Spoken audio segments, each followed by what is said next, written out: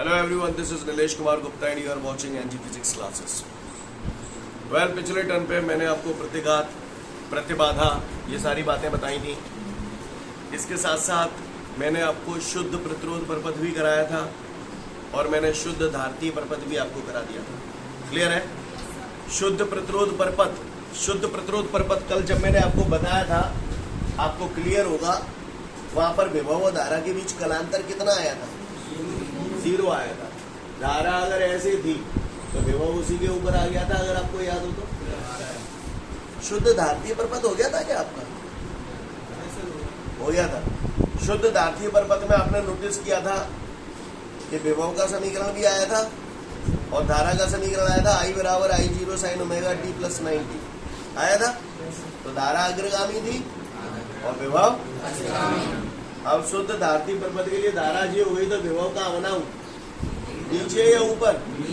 धारा ऐसे, विभव ऐसे। समझ में आ रही है बात? बोलो भैया। आपको एहसास होगा, आज से मैंने कल परसों में मैंने आपको LIC बताई थी, याद है? ऐसे करके एक जुगाड़ बताई थी आपको, याद है? ये वाली कहानी सिद्ध करवा चुका हूं। कैसे आया? शुद्ध धारतीय परपथ में आई और VC में संबंध ऐसा आया। बोलो भैया। ये भी सिद्ध हो गया आपका, यहाँ तक का क्लियर हो गया। अगला क्वेश्चन कराऊंगा, उसमें ये भी पता चल जाएगा ये आया कैसे। कहानी समझ में आ रही है?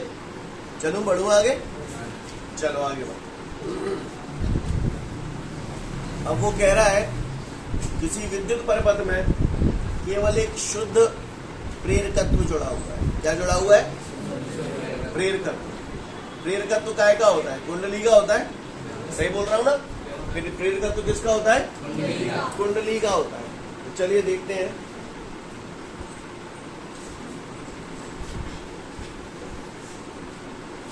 ये मैंने यहां पर एक कुंडली बनाई है।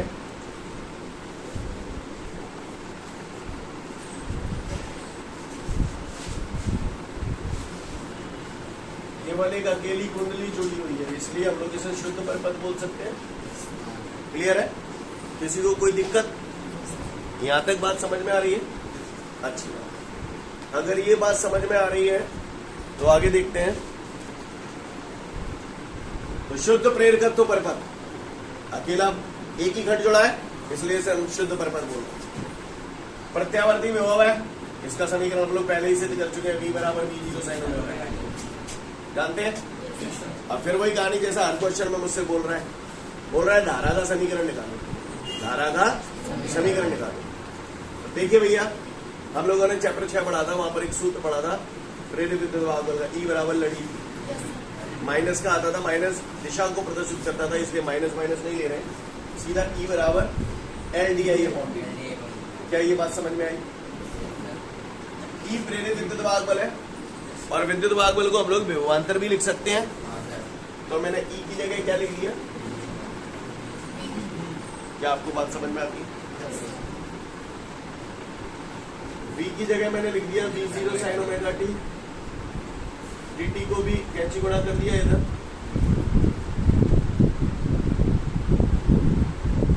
क्या बात समझ में आई सभी को? सीन क्लियर है? L को यहां से नीचे ले आया तो V0 sin omega t dt upon L बराबर DI। क्लियर? DI बराबर हमारा ये आ गया। मुझे धारा चाहिए, I चाहिए, ना कि DI। तो दोनों तरफ समाकलन कर दूं, क्योंकि समाकलन DI बराबर I हो जाएगा। तो दोनों तरफ समाकलन करूंगा तो ये ऐसे लिख दूं, समाकलन DI बराबर समाकलन V0 sin omega t dt upon. Clear है? क्या किया मैंने? समझ में आ गया? दोनों तरफ समाकलन DI। ये समाकलन हम लोग t के सापेक्ष कर रहे हैं, तो t को अगर छोड़ देंगे तो बचा कुचा सब नियतांक, इसको बाहर फेंको, V0 upon L। Sine omega नहीं फेंकेगा क्योंकि ये जो t है वो साइन ओमेगा के संग ही जुड़ा हुआ है। Sine omega t dt। Scene clear है सभी को?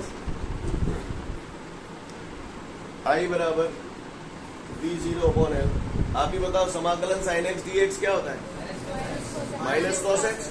तो समाकलन sign omega T D T की जगह मैंने लिख दिया यहाँ पर माइनस कॉस ओमेगा टी। फिर इस ओमेगा टी का दोबारा करना पड़ता है, बोलो भैया, तो D upon D T omega T. यहाँ तक किसी को कोई दिक्कत? सबको बात समझ में आ रही है? आई बराबर डी जीरो अपॉन एल, ये हो गया आपका माइनस कॉस ओमेगा टी। इसमें समय के सापेक्ष कर रहे हैं, टी के सापेक्ष कर रहे हैं, टी को छोड़ देंगे, ओमेगा बाहर आ जाएगा, ओमेगा बाहर आ गया, D upon D T, T कितना हो जाएगा? लिखूं क्या? नहीं लिखूं? चलो ठीक है, लिख देंगे। यहाँ तक बात समझ में आ रही है सभी को? किसी को कोई दिक्कत? आगे बढ़ो। D upon D T, T हो गया 1, तो केवल ओमेगा बचा हर में, है ना? ओमेगा को बाहर ले लिया, तो आई बराबर हमारा हो जाएगा D zero upon omega L या एल ओमेगा कुछ ही बोल दो। आई बराबर D zero upon L omega, D upon D T, T तो हो गया 1, बोलो भैया। अच्छा, माइनस है, माइनस इधर लगा दो। कॉस थीटा को मैंने सुना है साइन 90 माइनस थीटा लिख सकता हूं, तो कॉस ओमेगा टी की जगह मैंने लिख दिया साइन 90 माइनस ओमेगा टी। क्या ये स्टेप समझ में आ गया? बोलो भैया। अच्छी बात। x माइनस वाई लिखा है, अगर मैं इसे इसमें से माइनस कॉमन ले लूं तो इसे क्या लिखूंगा? इतने तो जान तो होगे। अच्छी बात। ये और बता दो, साइन माइनस थीटा बराबर कितना होता है? Minus sine theta. ये सब पढ़ा है आपने मैथमेटिक्स में? ओके, अच्छी बात है। अगर ये सब बातें आपको समझ में आती हैं तो आगे बढ़ रहा हूं। साइन 90 माइनस ओमेगा टी, गौर से देखिएगा, minus V zero upon L omega. आप समीकरण ऐसे ही तो बनाते थे, v बराबर V zero sine omega T, I बराबर I zero sine omega T plus phi या माइनस फाई, जो भी आना होता था ऐसे ही तो करते थे। यानी पहले ओमेगा टी आता था, फिर एंगल आता था, जहाँ में कहा है पहले एंगल है फिर ओमेगा टी, तो जब पलट लो ओमेगा टी जालंग लिखेंगे, 90 जालंग लिखेंगे, तो माइनस कॉमन लेना पड़ेगा जहाँ में थे, बोलो। तो ये क्या हो जाएगा, गौर से देखिएगा, साइन, ठीक है, जहाँ में थे माइनस कॉमन ले लो, तो ये क्या है जाओ ओमेगा टी माइनस 90। थोड़ा डिटेल में किया है मैंने, समझ में आई बात? अब साइन माइनस थीटा, तो माइनस साइन थीटा, तो ये माइनस बाहर आ जाएगा, तो माइनस माइनस प्लस है जाएगी, तो ये तुम्हारा क्या है जाएगा, आई बराबर B zero upon L omega sine omega T minus 90। Step समझ में आया भैया? बोलो। चलो इसे मिटा दो। यहाँ तक बात समझ में आ रही है सभी को? अच्छी बात है। अब बताओ, बन गई समीकरण आपकी, विभव का समीकरण तो यही, धारा का समीकरण, इसको काय के बराबर मानूं, आप ही बताओ। हाँ, तो यहाँ पर आगे बढ़ा रहा हूँ इसे, तो ये हो जाएगा आई बराबर, यहाँ मैं लिख देता हूँ, माना, क्या माना हमने, B zero upon L omega काय के बराबर है, आई जीरो बराबर B zero upon L. Clear? तो B zero upon L omega की जगह मैंने रख दिया आई जीरो साइन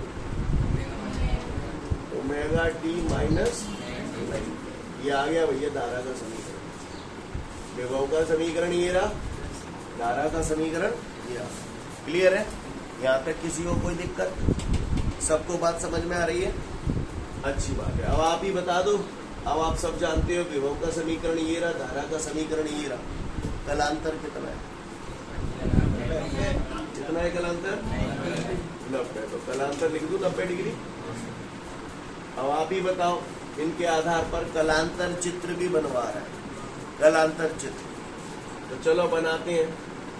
अगर ये मैंने धारा बना दी, धारा मैंने ऐसे बना दी, अब आप बताओ विभव कहाँ बनाऊं? है ऊपर की ओर बनाऊं। क्यों? क्योंकि विभव अग्रगामी है। देखो धारा ये है, आई बराबर I zero sine omega T minus 90, विभव है बी बराबर B zero sine omega T. तो मुझे दिख रहा है धारा पश्चिगामी है, विभव अग्रगामी है। अब मैंने धारा यहाँ से हट कर दी तो विभव कहाँ ले जाऊं? ये विभव किसका है? प्रेरक। सीन क्लियर है? अगर मान के चलो को ठेका ना ऐसे ही बनाओ कलांतर चित्र। अगर मैं चाहे विभव मान लूं, जे विभव मान लो तो धारा कहाँ ले जाऊं? तो मैं दिख रहा हूँ धारा पश्चिगामी है। चाहे ऐसे बना दो तो सही है, ऐसे बना दो तो सही है। क्लियर? सॉरी सीन आ रही है। क्लियर है? बात समझ में आ रही है? ऐसे बना दो तो भी सही है, ऐसे बना दो तो भी सही है, दो बना दो तो सही है, कोई एक बना दो तो भी सही है। क्लियर है? ऐसा होना लग रहा हो? अब ये जो चीज है, ये जो कलांतर चित्र है, वो तुम्हें ऐसा दिख रहा है, ऐसे ही तो दिख रहा है। जहाँ की बात कर रहा हूँ। अब चाहे तुमने कहा करो जो भी घुमाई तो दो है, बोलो चीज वही है, नहीं है बात समझ में? ये कलांतर आ गया, कलांतर चित्र आ गया। अब इसका ग्राफ बना देते हैं। कितने प्रकार से बनाए जा सकते हैं इसके ग्राफ बेटा? 2 प्रकार से बनाया जाए, सिखा चुका हूँ। चलो अच्छी बात है। चलो बताओ जरा, ये विभव बना दिया मैंने, बताओ धारा कहाँ पे लो? समझ गए? क्योंकि धारा कैसी है? पश्चिगामी है। तो ये यहाँ से मैं शुरू, इनके मध्य बिंदु है ये, तो बस यहाँ से मैंने ये समझ में नहीं है। और अच्छा एक बात बताओ, अगर मैं विभव मानवी की वजह धारा मानतो तो विभव कहाँ पे लेते तो बनाऊं दूसरा ग्राफ। समझ गए? वो दिक्कत चलूंगा आगे। अब मुझसे जो पहले आप बताओ, क्या मैं क्या खंड जोड़े हैं? एक अकेले खंड के प्रतिरोध को क्या बोलते हैं? इसके प्रतिघात को कैसे प्रदर्शित करेंगे? एक्सएल। इसे बोलते क्या है? पूरा बोलो इसे। प्रेरकत्व प्रतिघात। तो संग में बोलते जो और कह रहा हूँ, प्रेरकत्व प्रतिघात हेतु व्यंजक स्थापित कीजिए। काय के लिए? प्रेरकत्व प्रतिघात का मान ज्ञात कीजिए। जैसे कल आपने धारकीय प्रतिघात का किया था, आज प्रेरकत्व प्रतिघात के लिए सूत्र की स्थापना करने के लिए कह रहा है। तो ये काय में थे आगो? माना में थे। माना है ना? आप देखो, I0 बराबर V0 अपॉन L ओमेगा। बोलो भैया, L ओमेगा है, I0 की जगह ले जाऊंगा, I0 है L ओमेगा की जगह ले आऊंगा। तो ये है जाओ तुम्हारा V0 अपॉन I0 बराबर L ओमेगा। ये ओमेगा है। कहानी समझ में आई? V अपॉन I क्या होता है? R प्रतिरोध होता है। इसके प्रतिरोध को क्या बोलोगे? एक्सएल। तो ये एक्सएल बराबर ओमेगा। कल लिखाया था ना डायरेक्ट सूत्र, याद है? तो एक्सएल बराबर आपका आ गया भैया ओमेगा है। कोई भी पूछेगा तो बता दोगे। और ओमेगा की जगह 2πf भी रख सकता हूँ। तो एक्सएल बराबर आ जाएगा आपका 2πf, 2πf। क्लियर? एक्सएल बराबर 2πf।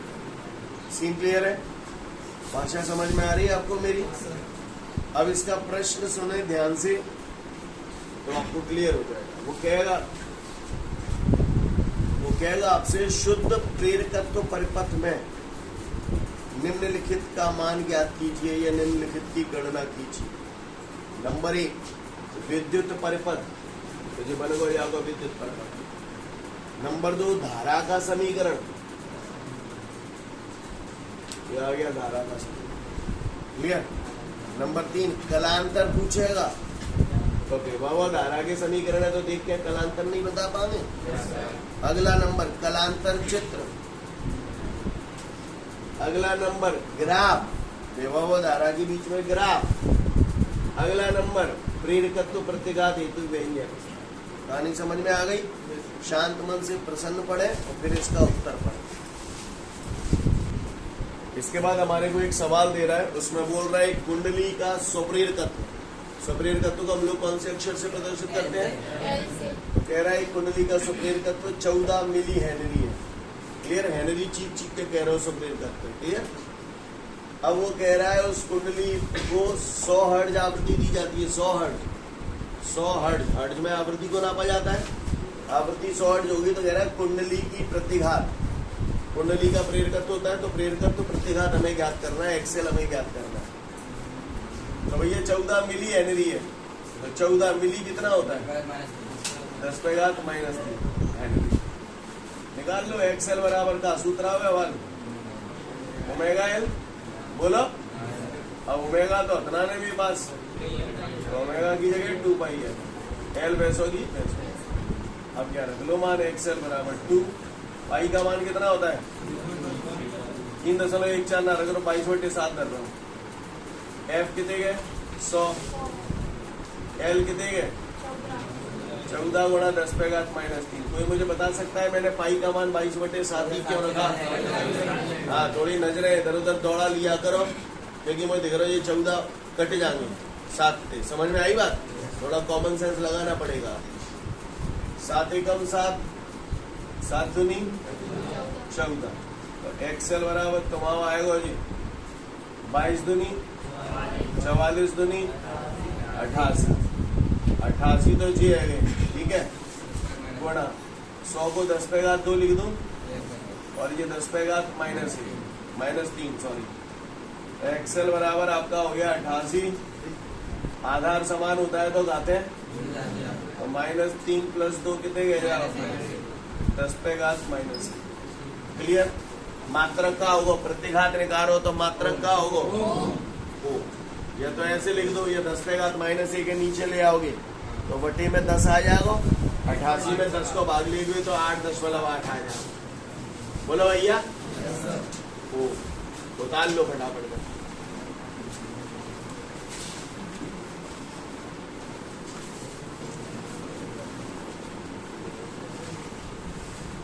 इसके बाद आगे बढ़ते हैं।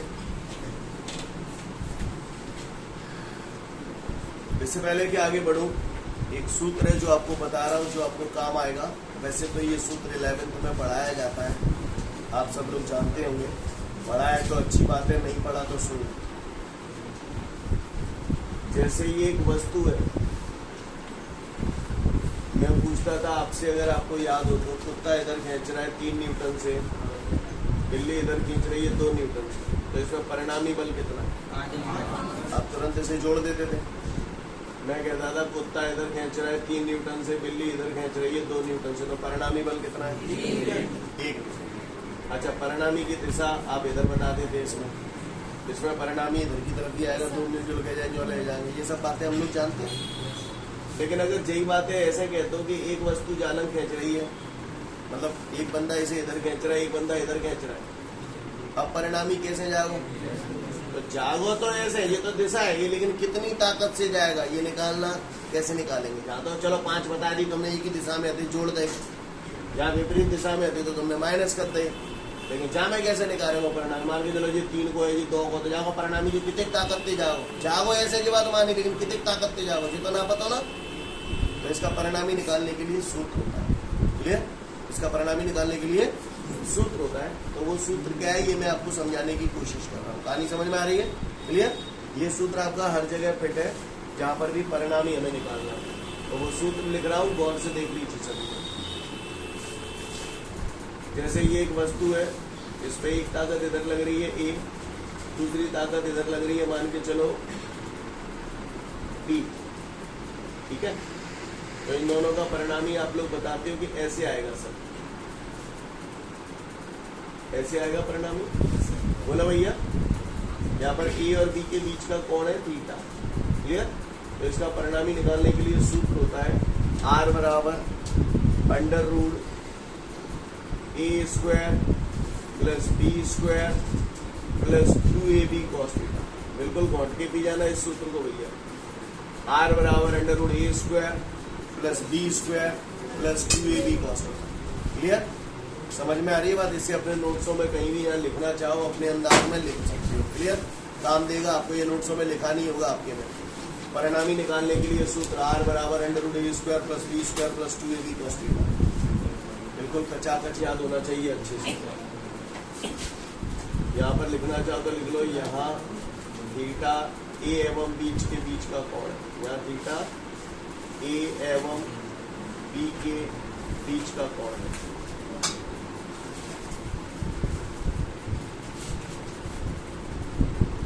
या थीटा A एवं B के बीच का कोण। चित्र भी बनाना, थीटा बीटा ये सब बनाना है ना। इसको ध्यान से देखिए, ये सूत्र जब अलग अलग चैप्टर में जाता है तो अपने रूप बदल लेता है। क्या बदल लेता है? अपने रूप बदल लेता है। कैसे बदल लेता है वो मैं आपको दिखाता हूँ, गौर से देखिएगा। मान के चलिए ये कोई बिंदु है, इस बिंदु पर एक विद्युत क्षेत्र की तीव्रता इधर है E1, दूसरे विद्युत क्षेत्र की तीव्रता इधर है E2, तो इन दोनों का परिणामी ऐसे ही तो जाएगा। बोलो भैया, ये कोण थीटा है इन दोनों के बीच का, तो परिणामी विद्युत क्षेत्र E हो गया। तो इस सूत्र को कैसे लिखा जाएगा, गौर से देखिए। E बराबर under root E1 square plus E2 square plus 2E1 E2 cos theta. समझ गए मेरी बात को? अलग अलग जगह पे जाके इसके रूप बदल जाते हैं, पर बात वही है। ऑब्जेक्ट है, ये एक वस्तु है, कुत्ता जालन खींच रहे F1 थे, बिल्ली जालन खींच रही है F2 थे। अब इन दोनों को परिणामी निकालना, तो परिणामी ऐसे ही तो जाएगा। बोलो भैया, परिणामी F से प्रदर्शित करते हैं, F1 और F2 के बीच का कोण थीटा है। तो ये सूत्र का है जाओ, F बराबर under root F1 square plus F2 square plus 2F1 F2 cos theta. कोई भी सदिश राशि हो उसका इस तरीके से परिणामी निकालना है तो यही सूत्र लगता है। समझ में आ रही है भाषा? क्लियर है? कोई दिक्कत? चलूँ आगे। तो परिणामी निकालने के लिए हमारे पास क्या सूत्र है, R बराबर under root A square plus B square plus 2AB cos theta. इस दुनिया में जितनी भी सदिश राशियां हैं उनका परिणामी अगर आपको निकालना है आप इसका लगा सकते हो। जैसे वेग सदिश राशि है, वेग को निकालना हो परिणामी, तो V बराबर है जाओ under root V1 square plus V2 square plus 2V1 V2 cos theta. त्वरण को निकालना हो तो A बराबर under root A1 square plus A2 square plus 2A1 A2 cos theta. ये सब लग जाएगा। समझ में आ रही है मेरी भाषा? किसी को कोई दिक्कत? बात समझ में आ रही है? ठीक है। तो अगर ये बात आपको समझ में आ गई तो मैं तुमको थोड़ा सा टास्क दूं, करोगे? है? थोड़ा रफ वर्क कर रहे हैं आज, है? चलो रफ वर्क करते हैं। सोच समझ के जवाब देना, गधों की तरह रिएक्ट मत करना। मैं आपके सामने कुछ बना रहा हूं, ठीक है? ये देखिए गौर से, ये मैंने बनाया है L, ये मैंने बनाया है I, और ये मैंने बनाया है VR। ऐसे बनाया है, ठीक है? ये भी विभव है, ये भी विभव है। बोलो भैया, दोनों विभव है। मुझे परिणामी विभव निकालना है। क्या निकालना है? परिणामी विभव। तो इस विभव और इस विभव का परिणामी ऐसे ही तो आएगा। बोलो भैया, सही बोल रहा हूँ? तो परिणामी विभव हो गया भी। लगाओ जा सूत्र और बताओ आंसर का हो। करो करो करो, एगो और का हो। करो करो करो। जिनने कर लिया अच्छी बात है, जिन्होंने नहीं किया इधर देखिए। परिणामी विभव निकालना है, आपने झट से ये सूत्र लगा दिया होगा। V बराबर under root VR square plus VL square plus 2VR VL cos theta की देखे जा मैं 90, क्योंकि R ऐसे L ऐसे, तो 90 है वो cos 90। चार्टिंग हमारे गाला ले जाएंगे वन cos 90 जीरो को बड़ा जा पूरे से करेंगे तो ये आएगा परिणामी विभव। समझ में नहीं आई होगी? आ गई का?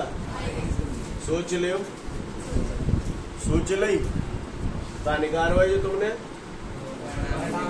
परिणामी विभव निकालो है। अच्छा ने देखिए, नहीं ध्यान दे जो कौन सा परिपथ है?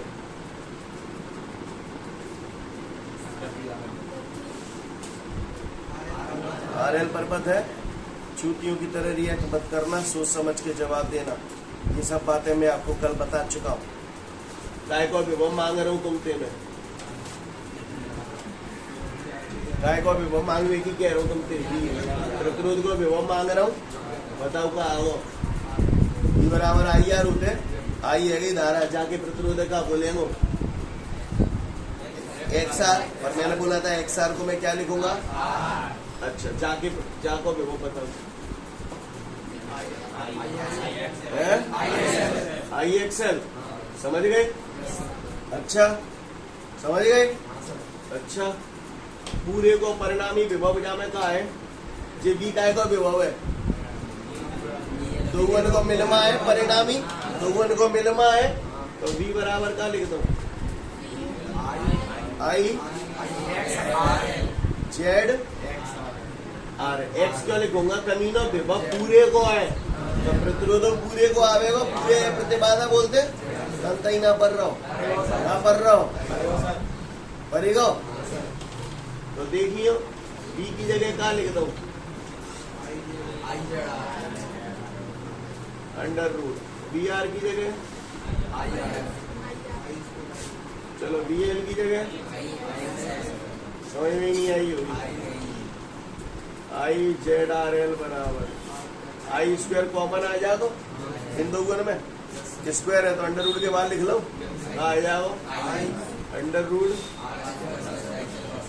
समझ में नहीं है आई गई ये परिपथ की प्रतिबाधा आ गई under root R square plus X L square कहानी समझ में आई कैसे आओगे जी बोलो भैया जो तुमने निकाल दो परिणामी विभव जो आगे सोल्व करके तुमने क्या निकाल दो प्रतिबाधा समझ में ही नहीं आई देखो आर एल परिपथ खोलो आर एल परिपथ अगला प्रश्न यही है तुम्हारे में प्रश्न तो हमाल कराऊंगा वही कराने मैंने बीच में दी कुछ चीजें नहीं है समझो वहां में हेडिंग डरी होगी परिणामी विभव अरे अगला प्रश्न ही है और क्या हो परिणामी विभव देखो ये समझ में आएगी कि लाइनें कैसे आ रही जनते जन्नो समझ में आएगा वो आगे प्रतिबाधा हुआ है जन्नो समझ में आ जाओ नहीं आई बात समझ में स्किन क्लियर है कल करे वो तो मुंह फुला के मत बैठ जाएंगे क्या कराया दो जी समझ गए ना क्लियर कल आपको सारे सर्किट्स हम लोग करेंगे और लाइन से धड़ाधड़ निपटते जाएंगे ये समझ गए परिणामी निकालने के लिए क्या सूत्र है हमारे पास आर बराबर under root A square plus B square plus 2ab cos clear है ये परिणामी का सूत्र है जो हमें अच्छे से पढ़ना है क्लियर तो आज के लिए पर्याप्त है कल फिर मिलते हैं thank you everyone have a great day to all of you guys जय हिंद